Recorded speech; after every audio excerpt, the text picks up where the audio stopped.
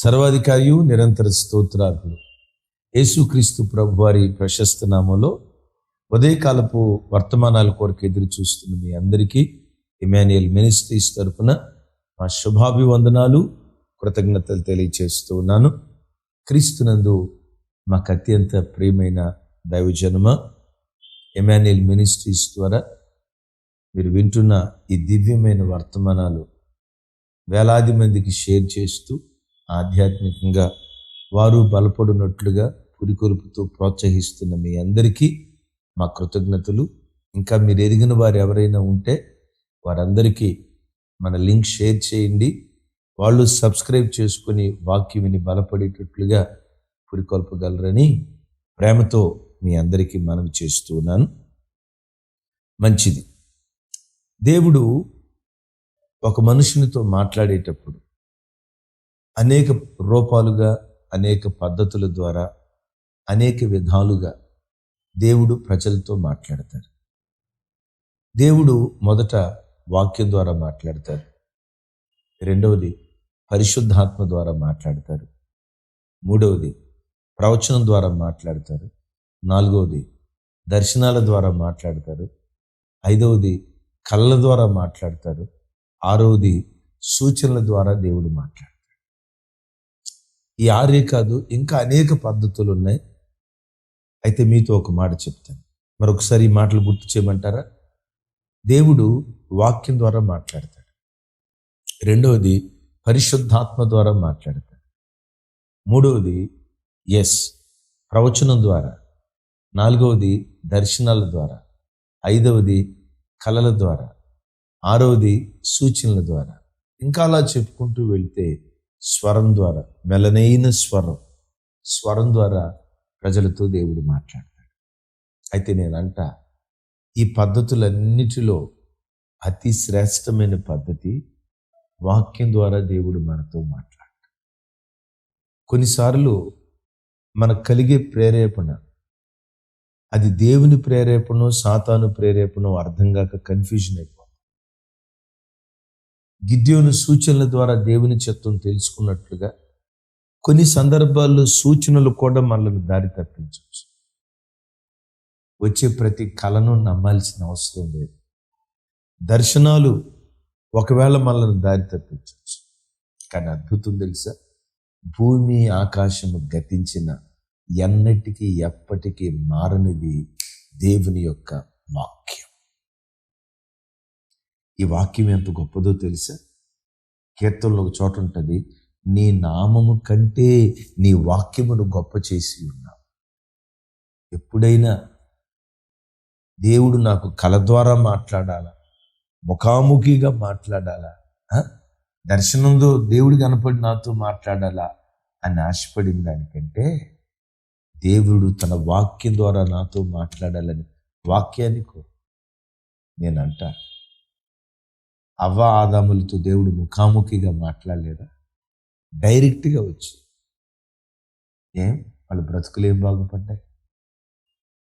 నేనంట, దేవుడు ఎదురుగా నాకు దర్శనంలో వచ్చి మాట్లాడాలి అనే కంటే కూడా నీ వాక్యం ద్వారా నాతో మాట్లాడాలి, ఆ వాక్యానికి అప్పగించుకునే కృప నాకు దయచేయ్యా. అవును, కయ్యూనుతో దేవుడు స్వరం ద్వారా ముఖాముఖిగా మాట్లాడలేదా? ఏం బాగుపడ్డాడు ఆయన? కొంతమంది నాకు కళల్లో దేవుడు కనపడి మాట్లాడాలి, దర్శనంలో దేవుడు కనపడి మాట్లాడాలా అని రకరకాలుగా, అంటే నేను తప్పు పట్టట్లేదు, కానీ దేవుడు ఒక మనుషునితో మాట్లాడే విధానాలలో అతి శ్రేష్టమైన విధానం వాక్యం ద్వారా దేవుడు మాట్లాడాడు. దేవుడు తన వాక్యం ద్వారా మనతో మాట్లాడినప్పుడు ఆ వాక్యానికి ఎలా స్పందించాలో దేవదారు చెట్టును చూసి మనం నేర్చుకుందాం. చూడండి, కీర్తనల గ్రంథం 29వ కీర్తన 4-5 చరణాలు. యెహోవా స్వరం బలమైనది, ఆయన స్వరం ప్రభావము గలది. యెహోవా స్వరం దేవదారు వృక్షములను విరుచును. చూడండి, దేవదారు వృక్షములను విరుచును. యెహోవా లెబానోను దేవదారు వృక్షములను ముక్కలు ముక్కలుగా చేయును. Praise the lord. నేనంట, అరణ్యంలో ఒక దేవదారు చెట్టే ఉంటుందా? చాలా చెట్లు ఉంటాయా? అరే చాలా చెట్లు ఉంటాయి. అరణ్యంలో ఉన్న చెట్లన్నిటికీ దేవుడు తన స్వరాన్ని వినిపించాడు. మొండల చెట్టు వింది, స్పందించరా. ఎస్, తుమ్మ చెట్టు వింది, స్పందించలా. సేంతుమ్మ చెట్టు వింది, స్పందించలా. అరణ్యంలో ఎన్నో చెట్లు ఉన్నాయి. అన్ని చెట్లకు దేవుడు తన స్వరాన్ని, ఎలాంటి స్వరం? ఆయన స్వరం బలమైన స్వరం. ఎలాంటి స్వరం అయింది? ప్రభావము కలిగిన స్వరం. బలమైన ప్రభావము కలిగిన స్వరం చెట్లన్నీ విన్నాయి, అవి స్పందించల. దేవదారు చెట్టు మాత్రం యెహోవా స్వరం వినటంతో అది విరిగిపోతుందట. ఎలా విరిగిపోతుంది? ముక్కలు ముక్కలుగా విరిగిపోతుంది. దైవజనమా, దేవుడు తన వాక్యం ద్వారా దైవ సేవకులు నిలవబెట్టుకొని నీ తప్పును చూపిస్తూ, నీ అవిధేయతను చూపిస్తూ, నీలో దేవునికి ఆయాస్కరమైన గుణాన్ని చూపిస్తూ దేవుడు నీతో మాట్లాడినప్పుడు విరిగి నలిగిన మనస్సుతో ఆయన వాక్యాన్ని అంగీకరించే కృప, ఆయన వాక్యం ఎదుట విరిగిపోయే మనస్సు దేవుడు నీకు అనుగ్రహించునుగాక. బైబిల్లో రాయబడిన అద్భుతమైన మాట ఏంటో తెలుసా? ఎవడు దీనుడై నలిగిన హృదయము గలవాడై నా మాట విని వణుకుచూ ఉంటాడో, దేవదారు చెట్టు విరిగిపోయినట్లుగా, ముక్కలుగా విరిగిపోయినట్లుగా నా స్వరం విని ఎవడు పశ్చాత్తాపడతాడో వాని మీదే నేను దృష్టి నిలిపాను అంటాడు.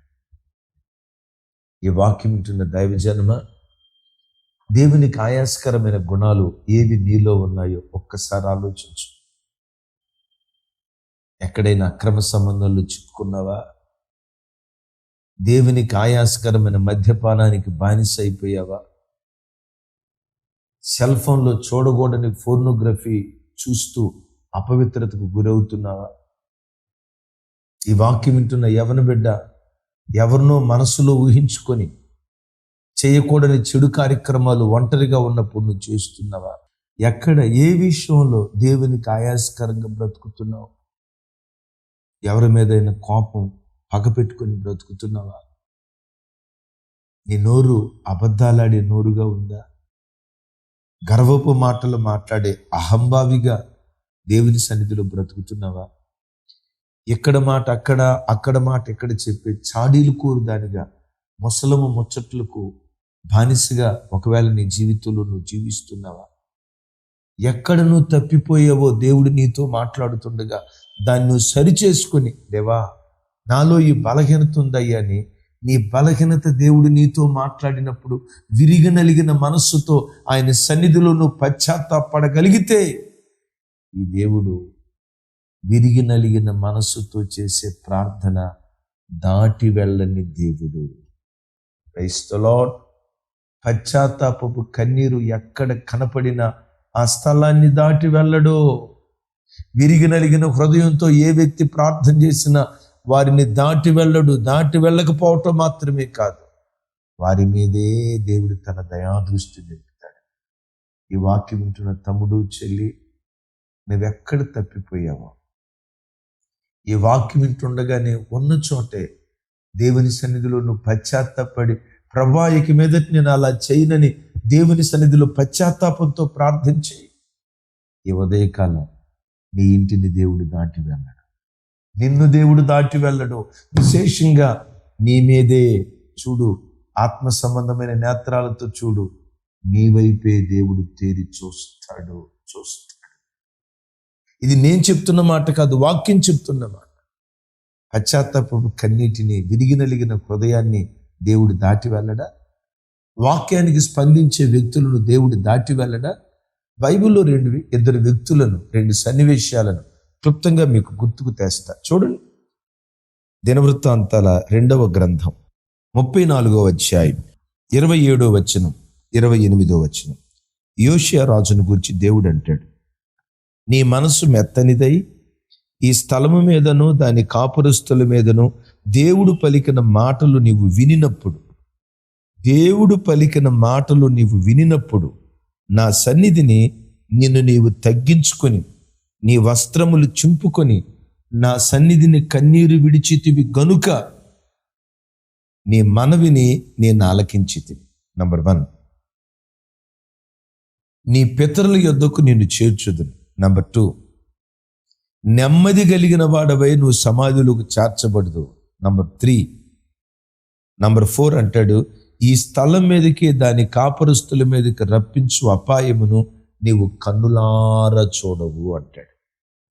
దైవజనమ, యోషియా రాజు దేవుని వాక్యం విన్నాడు. తాను నీతిగా బ్రతికాడు. పరిశుద్ధ గ్రంథమైన బైబిల్లో, పాత నిబంధనలో దేవుని వాక్యానుసారంగా బ్రతికిన రాజుల్లో 3 శ్రేష్టమైన రాజులు. అగ్రజుడు దావీదు గారైతే, ద్వితీయార్ధుడు హిజ్కియా రాజు అయితే, తృతీయార్ధుడు యోషియా రాజు. అద్భుతం. ఈ 3 అద్భుతమైనటువంటి రాజు. చిన్నతనం నుంచి కుడి ఎడమలకు తొలగిపోకుండా దావీదు చూపిన మాదిరి చొప్పున నడిచినవాడు. తాను నిందారహితుడు.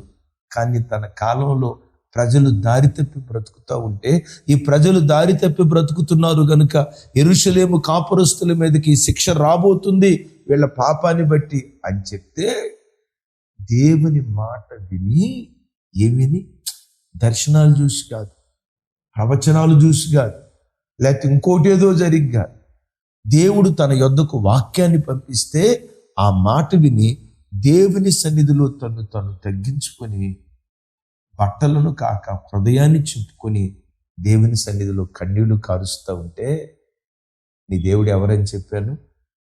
కన్నీటి ప్రార్థనను దాటి వెళ్ళని దేవుడు.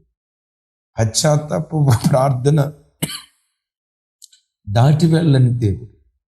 ఎప్పుడైతే తను దేవుని సన్నిధిలో కన్నీళ్లు కారుస్తున్నాడో అంటాడు, యోషియా, నీవు కన్నీరు విడుచుట నేను చూశా.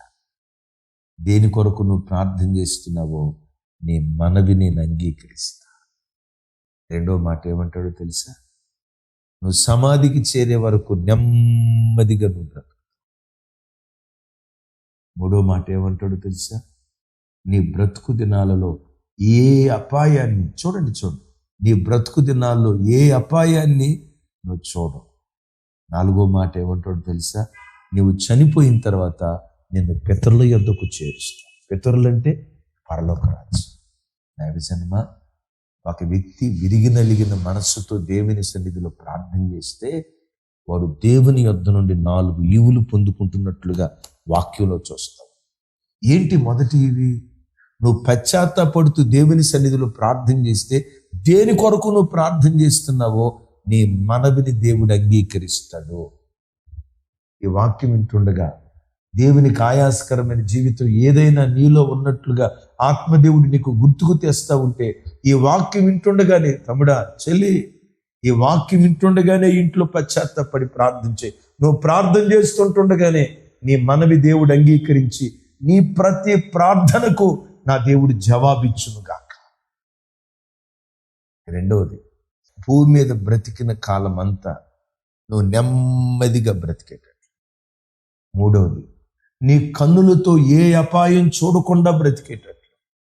ఆఖరిది, క్రైస్తవ జీవితంలో అసలు క్రైస్తవుని నిరీక్షణ పరలోక రాజ్యమే కదా. పశ్చాత్తాపపు ప్రార్థన నేను పరలోకానికి చేరుస్తుంది. క్రైస్తవులో నేను ఇక్కడ ఒక మాట అంటా. ఇక్కడ తప్పు చేసింది యోషియా కాదు. తన కాలంలో ప్రజలు తప్పు చేస్తే వారి తప్పును బట్టి ఈయన పశ్చాత్తాపడుతున్నాడు. ఎవరో తప్పు చేస్తే ఎంత పశ్చాత్తాపడ్డాడంటే, ఒకవేళ తానే గనక తప్పు చేసి ఉంటే ఇంకెంత పశ్చాత్తాపడేవాడు కదా. కొంతమంది తప్పు చేస్తారు, ఎరా ఇట్లా చేసావు కదా అంటే బుకాయిస్తారు. ఏమంటారు తెలుసా? నువ్వు చూసావా? అరే పలానోడు చెప్పాడురా. ఎవడు చెప్పాడు నీకు? వాడిని తీసుకురా. చివరకు రుజువు అయిపోయింది అనుకో, ముగింపులో ఏమంటాడు తెలుసా? అసలు తప్పు చేయనోడు ఎవడు నాకు చెప్పు. ఏమంటాడు? తప్పు చేయనోడు నాకు చెప్పు అంటాడు. ఎట్లాంటి కఠినాత్ములు ఉంటారు లోకంలో. యోషియా అలాంటి వాడు కాదు. పశ్చాత్తాపపు హృదయుడు, పశ్చాత్తాపపు ప్రార్థన దేవుడు దాటి వెళ్ళలేదు. నా చేతులెత్తి ఉదయం దీవిస్తున్నాను, నా గుండె లోతుల్లో నుంచి దీవిస్తున్నాను. తమ్ముడా, చెల్లి, అమ్మా, అన్నా, దేని కొరకు నువ్వు ప్రార్థన చేస్తున్నావో ఈ దినం నీ మనవి దేవుడు అంగీకరించునుగాక. రెండవది, భూమి మీద బ్రతికిన కాలం నెమ్మదిగా నువ్వు బ్రతికే కృప దేవుడిచ్చునుగాక. నీ కళ్ళతో ఏ అపాయం చూడకుండా, ఏ అపాయకరపు వార్తలు నీ చెవులతో వినకుండా. ఆహాబు జీవితంలో కూడా అదే జరిగింది. అంత దుర్మార్గుడైనా పశ్చాత్తాపడి ప్రార్థన చేస్తే నేనంట ఆహాబును క్షమించాడు. తమ్ముడు, నా వైపు చూడు. బైబిల్లో పాత నిబంధన రాజుల్లో ఆహాబును భ్రష్టరాజు అని పిలుస్తారు. ఆ భ్రష్టుడు పశ్చాత్తాపడిన దేవుడు క్షమించాడే. ఆ భ్రష్టునే క్షమించిన దేవుడు నిన్నెందుకు క్షమించడు? ఆహాబుతో అంటాడు, నీ కళ్ళతో నువ్వు అపాయం చూడు, నీ పశ్చాత్తాప ప్రార్థన నేను విన్నాను. యోషియా పశ్చాత్తాపాన్ని బట్టి పరలోక రాజ్యానికి చేర్చాడు. ఆ ప్రార్థన మన యాత్రా దినాలు ముగించిన తర్వాత ఈ వాక్యం విన్న ప్రతి బిడ్డ పరలోక రాజ్యం చేరే కృప మనందరికీ దేవుడు అనుగ్రహించుగాక. ప్రార్థన చేస్తాను. తండ్రి స్తోత్రం. పశ్చాత్తాపపు కన్నీటిని దాటి వెళ్ళే దేవుడవు కాదయ్యా. ఈ వాక్యం విన్న ప్రతి గుండెల్లో పశ్చాత్తాపపు హృదయాన్ని పుట్టించండి, రోధించే ఆత్మను పుట్టించండి. కాఠిన్యపు ఆత్మ యేసు నామములో మీరు మాకు దూరం చేయుదురుగాక. దీనులమై రిక్తులమై మీ పాదాల మీద పడే భాగ్యం మా ఒక్కొక్కరికి దయచేయండి. ఎవడు దీనుడై నలిగిన హృదయము గలవాడై నా మాట విని వణుకుచూ ఉంటాడో వాని మీదే నేను దృష్టి నిలిపానన్నావు. యేసయ్యా, ఈ వాక్యం వింటుండగా ఒక్కొక్క బిడ్డ మీద యేసు నామంలో మీ దృష్టి మీరు నిలుపుదురుగాక. ఈ బిడ్డలు దేని కొరకు ప్రార్థన చేస్తున్నారు? వారి ప్రార్థన అంగీకరించబడాలి. భూమి మీద బ్రతికిన దినాలంతా నెమ్మదిగా కృపాక్షేమాలు వెంబడించాలి. అపాయాలు వాళ్ళ కళ్ళతో చూడకూడదు, చెవులతో వినకూడదు. వాటన్నిటికి మించిన ఆయన పితరులున్న రాజ్యానికి చేర్చి మహిమ పొందమని యేసు నామం పేరిట ప్రార్థించి పొంది ఉన్నాము తండ్రి, ఆమేన్. తండ్రి అయిన దేవుని ప్రేమ, కుమారుడైన యేసుక్రీస్తు వారి దివ్య కృప, పరిశుద్ధాత్మ దేవుని సహవాసం మనకు సకల పరిశుద్ధులకు సదా తోడయుండి నడిపించునుగాక. ఆమేన్. Thank you. ఈ దినం జన్మదినాలు జరుపుకుంటున్న బిడ్డలకు, వివాహ దినాలు జరుపుకుంటున్న బిడ్డలకు మా శుభాభివందనాలు. ఉద్యోగాల నిమిత్తం, వివాహాల నిమిత్తం ప్రయత్నం చేస్తున్న బిడ్డల కొరకు ప్రార్థిస్తున్నాం. మీ ప్రయత్నాన్ని ప్రభు సఫలీకృతం చేయునుగాక. Thank you. ఆమేన్.